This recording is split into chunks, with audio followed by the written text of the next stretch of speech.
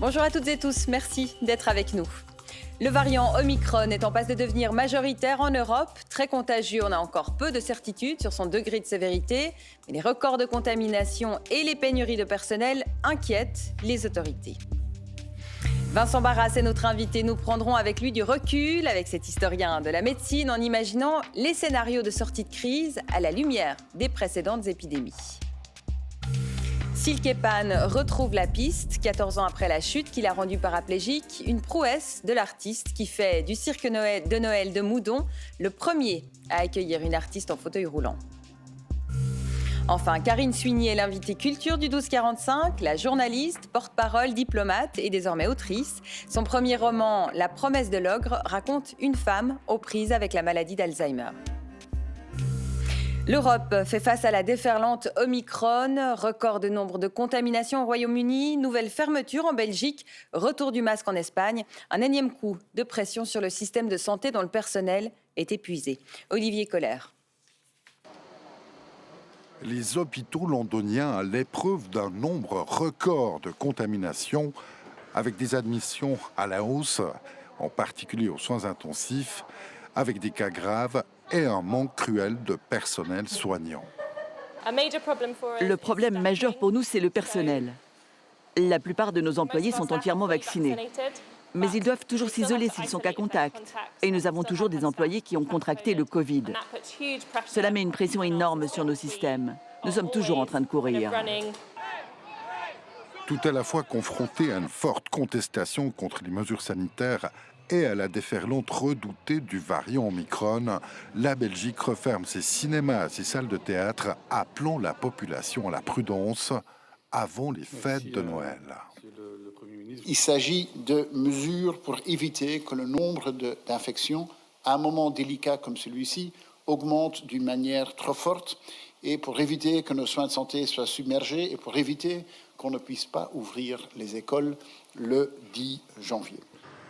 Confrontée elle aussi à un nombre record de contaminations, l'Espagne prend de nouvelles mesures. 6 mois après y avoir renoncé, le gouvernement décide, à la veille de Noël, d'imposer à nouveau le port du masque obligatoire à l'extérieur. Et la Suisse ne fait pas exception. Selon les derniers chiffres, Omicron représente désormais 30% des nouvelles contaminations dans le canton de Genève, contre 5% il y a une semaine.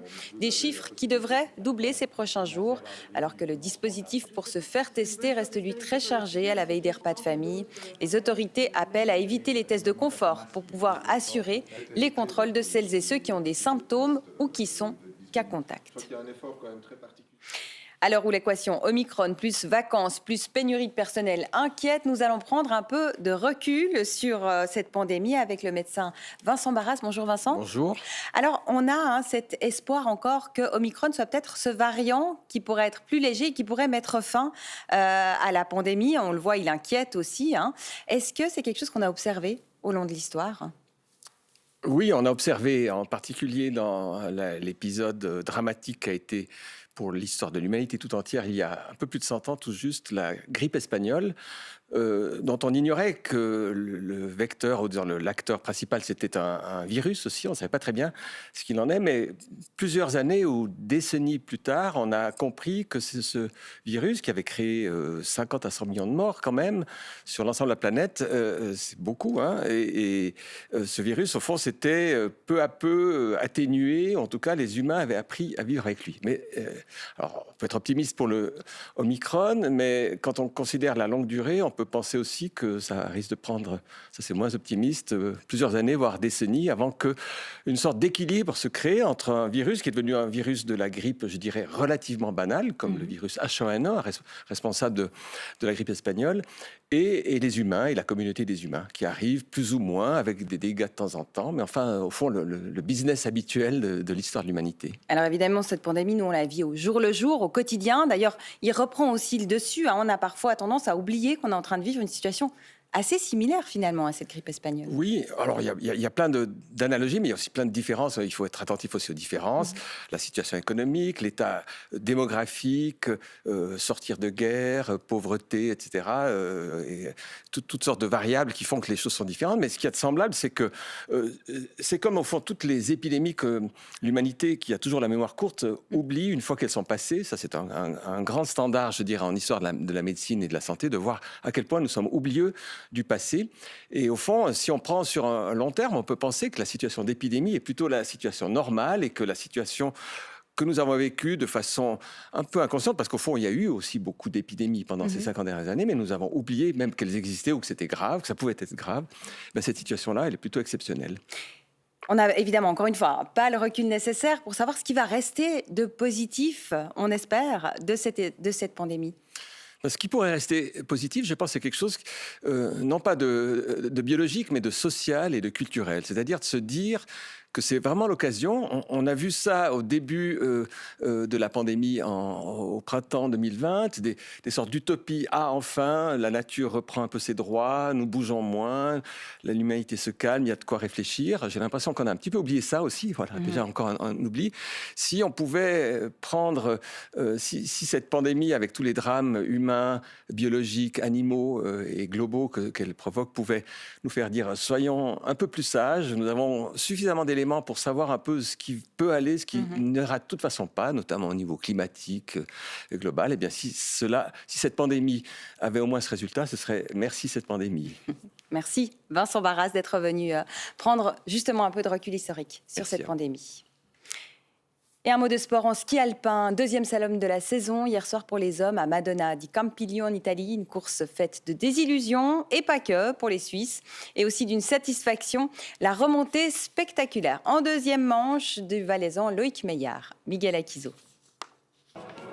Madonna di Campiglio, premier des deux slaloms nocturnes de la saison, le deuxième aussi de cet hiver, peut se résumer en 3 temps forts. Le premier concerne la seule satisfaction suisse, le 6e rang final de Loïc Meillard. Le skieur des Rémonces, décevant, 29e après la première manche, profite de son petit dossard, d'une piste quasiment immaculée et du tracé piqué par son entraîneur pour réaliser un deuxième parcours de feu, 23 places de gagné et un moral requinqué. Là, j'aurais pu être 31e comme j'ai été 29e, donc un peu de chance. Et donc, je suis vraiment content d'avoir saisi mon opportunité, d'avoir saisi cette chance et d'avoir pu montrer en fin de compte mon ski. En première manche, je sais que j'étais un petit peu tendu, pas forcément la confiance après ces 2 jours à Alta Badia. Et d'avoir réussi à faire encore un step en deuxième manche et vraiment montrer un très bon ski, je pense que ça fait vraiment plaisir.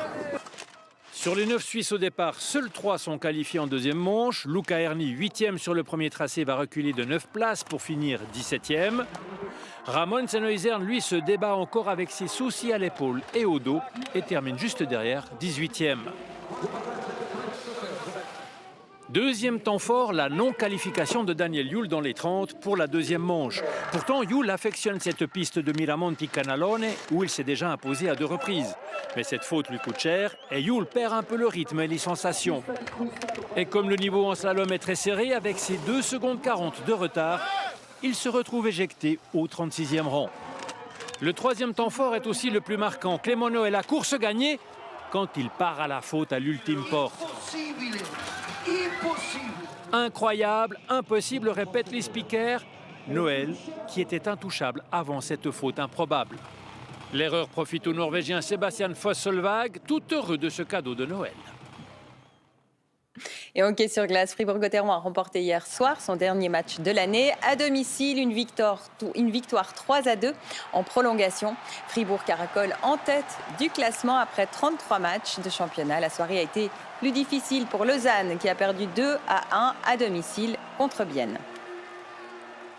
Vous l'avez peut-être aperçu dans les rues de Genève, un tram tout enluminé et même enguirlandé, c'est le tram de Noël avec à son bord une conteuse, le Père Noël en personne et une ribambelle d'enfants. Mélanie Siegen-Benet est montée à bord.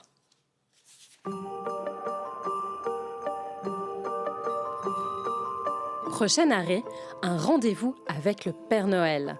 Cette année, il a troqué son traîneau pour un tram de Noël. Oh, bon, la différence, c'est que quand je suis avec mon traîneau sur la neige ou bien dans les airs, c'est silencieux. Dans un tram, il y a un petit sifflement perpétuel. J'arrive, les enfants, Oula, je vais m'occuper d'eux. Hein. Dans les années 70 déjà, le Père Noël sillonnait les rues genevoises à bord de son tramway. Aujourd'hui, c'est grâce à l'initiative de plusieurs employés que les TPG ont relancé cette opération spéciale. Alors moi, je suis un éternel enfant, donc je suis ravi des décorations, je suis ravi de ce tram de Noël. Et ce qui n'est pas anodin, c'est de regarder justement tout ce qui est réaction de la part de la population, du public, entre les photos qui sont prises, les commentaires qu'on reçoit sur Facebook et ailleurs. Franchement, c'est le paradis de voir ce qui se passe aujourd'hui. Une fois à bord, la magie opère.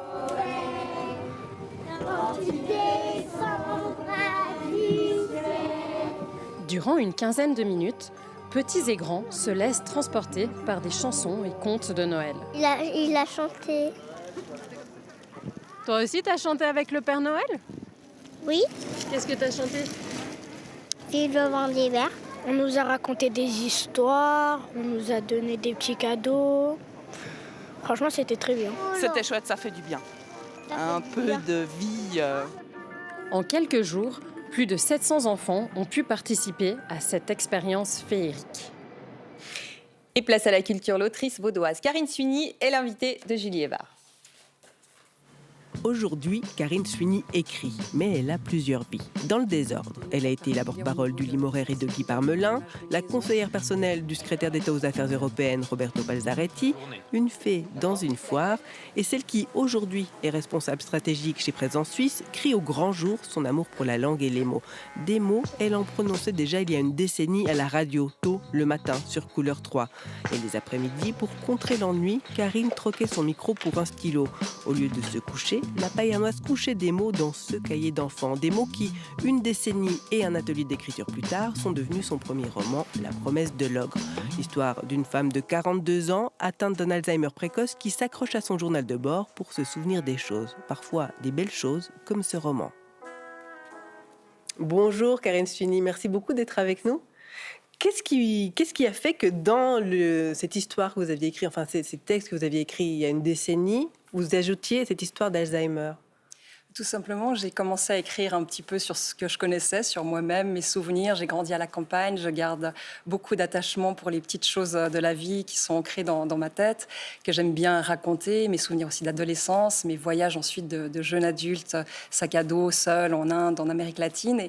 Et au final, j'avais un texte, mais il me manquait un peu de profondeur. Je me suis dit, j'avais envie de sortir aussi de cette idée de faire le carnet intime d'une jeune femme. Et j'ai choisi d'y ajouter un personnage qui donne de la profondeur au récit, qui perd la mémoire et qui donne donc en fait de l'importance aux souvenirs qui s'effacent dans la tête de cette femme qui est atteinte d'Alzheimer. Mais l'idée, elle est venue dans votre atelier d'écriture en parlant avec la personne qui donnait l'atelier d'écriture, ou tout d'un coup, vous vous êtes dit, mais en fait, c'est ça, bingo? Parce que c'est quand même très particulier. Enfin, je veux dire, vous êtes documenté, c'est... J'ai déjà eu cette idée au moment où je l'écrivais. C'est vrai que ça fait quelques années, ça fait 12 ans. Le manuscrit a dormi pas mal de temps dans un tiroir, mais l'idée de la femme, pas amnésique, mais malade, était déjà présente. Et quand j'ai ressorti le manuscrit de son tiroir il y a une année, j'ai vraiment retravaillé là-dessus. Et j'ai essayé de donner une colonne vertébrale à ce récit, un fil rouge encore plus fort. Et j'ai creusé sur ce personnage et cet ogre qui lui mange la tête. C'est quelque chose qui vous angoisse, perdre la mémoire, à titre personnel? Oui, beaucoup, parce que je suis quelqu'un de très sensible. Je donne beaucoup d'importance aux petites traces qu'on voit, aux petits moments de la vie. Je pense que c'est des choses qu'il faut qu'on se raconte, que ce soit pendant les fêtes de Noël à table, pour parler d'autre chose que d'une pandémie, de se rappeler, se souvenir des belles choses. C'est d'ailleurs le titre d'un film, je crois, de 2002. Et pour moi, ce sont des choses qui sont importantes, qui sont aussi constitutives de qui je suis, de qui on est. Et je me pose souvent la question de savoir ce dont j'aimerais me rappeler de moi-même plus tard. Et j'ai une fille de 6 ans à laquelle je raconte ces histoires aussi. Et de les oublier, c'est un peu m'oublier moi-même et disparaître. Et c'est quelque chose qui me touche beaucoup. Et qu'est-ce que vous aimeriez garder alors comme souvenir? Je pense qu'ils sont dans ce livre, en fait. J'ai pu les conserver comme ça a été ma méthode. C'est les souvenirs de mon enfance, des gens qui ont disparu, de mes grands-parents, par exemple, des histoires qu'eux-mêmes me racontaient, et puis de ce que j'ai fait, de ce que j'ai osé faire avec du succès et parfois un petit peu moins. Et voilà, de raconter ça avec un peu de distance, un peu d'humour aussi, et puis que ça reste, que ça soit noté quelque part, laisser un peu une petite trace. Vous parlez d'humour, parce que c'est vrai que si on se dit ça se passe en partie à Payerne. On parle d'Alzheimer, on se dit, oulala, en fait, il est vraiment plein de vie, ce livre. Exactement. Vous avez une écriture qui est... C'est plus... C'est vif, c'est vraiment très beau. C'est presque de la poésie, parfois. Merci. Il est vraiment incroyable quand on le tient, on ne le lâche plus. Et moi, ce que je me suis demandé, c'est, et je perds le fil à force de parler, oui, je me suis demandé si vous aviez rajouté cette histoire, une héroïne comme ça, aussi par pudeur. Peut-être aussi un peu pour avoir un peu de distance avec moi, parce que c'est vrai que quand on écrit, on est seul. Alors c'est mon premier livre, j'ai pas une immense expérience, mais vous êtes aussi en tant qu'écrivaine seule avec votre livre, votre plume, votre carnet, et puis vous vous dévoilez. Moi, c'est mes souvenirs, c'est mon histoire, et donc au moment où j'ai dû le lâcher pour l'envoyer à un éditeur, je me suis dit bon, on verra bien, et tout d'un coup on annonce que ce livre va être publié et que des gens vont le lire, et donc c'est là qu'il faut prendre un petit peu de distance avec ça. Et cette femme, bien sûr, c'est un peu moi. Les souvenirs qu'elle a, ce sont les miens. Les peurs qu'elle a, ce sont les vôtres. Exactement. Et c'était, je me retrouve évidemment dans elle. La maladie en moins, pour le moment, heureusement. Et puis voilà, c'est un peu mon double. Quand vous aviez écrit il y a 10 ans, vous avez écrit en « je ».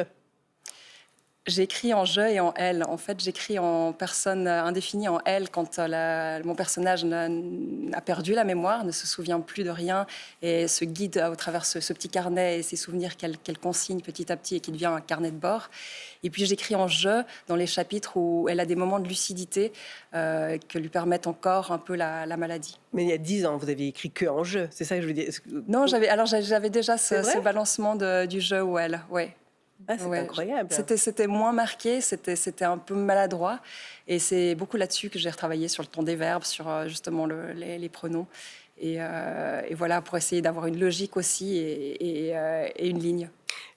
Il a été donc édité aux éditions Mon Village. Vous avez reçu une autre réponse positive une fois qu'il était déjà édité, donc c'est plutôt encourageant. Là, vous êtes en train d'écrire une pièce de théâtre, hein, c'est juste? Oui, exactement. Je suis en train de suivre un CAS, une formation continue en dramaturgie avec Daniel Chaperon, qui est une sommité en la matière. Et pour le travail, oui, là, c'est un travail de master, donc de master de master que je dois rendre à la fin de l'année prochaine. Et donc voilà, j'écris, je me suis lancée dans une pièce de théâtre. C'est une toute première et puis on verra ce que ça donne. Mais j'essaie de profiter un peu de l'élan positif des retours que j'ai pour continuer là-dedans et essayer d'en faire quelque chose. Mais qui serait donc publié ou bien dans l'idée de la monter? Ah, ça, je ne sais pas encore. J'espère aller jusqu'au bout. Dans vos rêves, dites-nous. Dans mon rêve, oui, j'aimerais bien écrire une pièce de théâtre qui soit ensuite jouée. Ça veut dire passer par le travail de la troisième dimension, de mettre un texte en scène. Ça, c'est quelque chose qui m'intéresserait beaucoup, que je n'ai jamais fait et que dans ce projet, je m'y lancerai très bien. Eh ben, on se réjouit que vous vous y lanciez. Merci infiniment, Karine Suny, La promesse de l'ogre aux éditions Mon Village. C'est un très beau cadeau de Noël, je pense. Je me permets, parce que Noël, c'est demain. Voilà. Merci beaucoup. Merci à vous. Et 14 ans après le terrible accident qui l'avait rendu paraplégique, l'athlète et acrobate Silke Pan retrouve la piste, un numéro d'équilibriste sur les mains, qui fait du cirque de Noël de Moudon le premier au monde à accueillir une acrobate en chaise roulante. Yannick Bacher et Yvan Thorimbert. Elle avait fait son deuil du cirque après le drame, une chute dans un numéro de trapèze qui l'avait rendue paraplégique il y a 14 ans. Après avoir fait de la compétition en handbike, elle revient sur la piste avec un numéro d'équilibriste. Un talent qu'elle se découvre par hasard au gré d'un entraînement. C'est pour moi le plus beau cadeau de ma vie après l'accident, le moment où j'ai retrouvé cette sensation de pouvoir balancer sur mes bras. C'est comme si mon corps m'avait été rendu, c'est tout à coup presque comme si j'avais de nouveau mes jambes et j'ai oublié le handicap. Je ne me sens pas handicapée, je me sens entière, revivre. Pour cette 18e édition du Cirque de Noël de Moudon, Silke Pan présente avec son mari un numéro autobiographique. Pour le couple, revenir au cirque, c'est vivre un rêve éveillé. C'est le retour à l'imaginaire, c'est le retour au fantastique, c'est le retour à tout ce qu'on a aimé et qu'on a dû délaisser pendant 14 ans.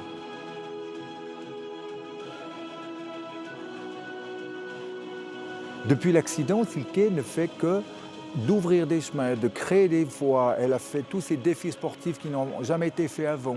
Elle marche avec un exosquelette, elle rentre au cirque en tant qu'acrobate.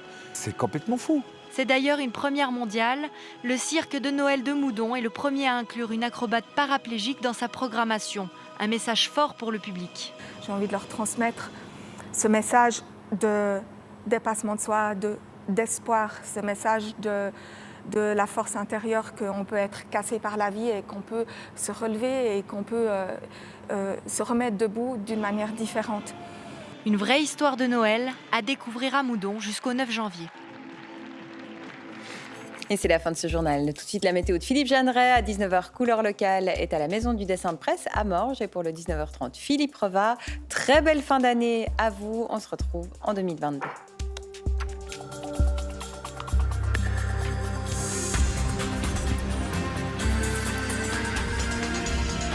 Suivez l'information en continu sur RTS Info.